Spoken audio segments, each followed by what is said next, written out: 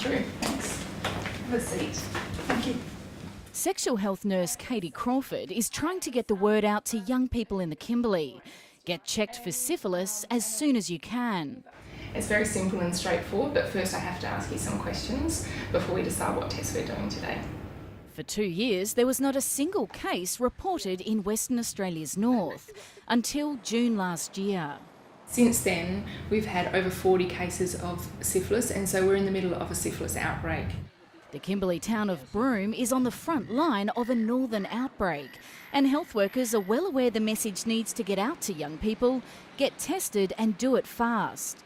This syphilis outbreak is of great concern nationally, and the outbreak in the Kimberley we expect to continue for months to years and will be difficult to contain unless we get more people tested.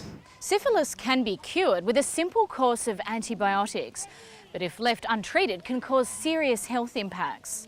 Rates in Australia were on the decline through the 1990s and early 2000s, but in 2011 that started to change.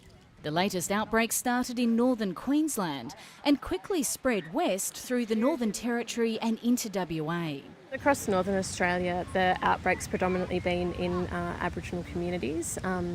And I guess part of the reason for that is because of there is a lot less access to health services in these remote areas.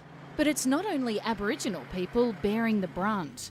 Professor Basil Donovan runs the sexual health program at the Kirby Institute.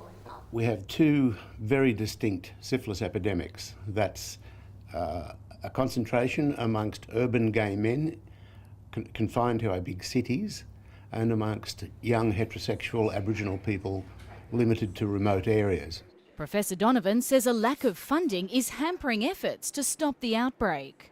I don't see either the remote Aboriginal epidemic or the urban gay epidemics coming under control unless more resources are allocated.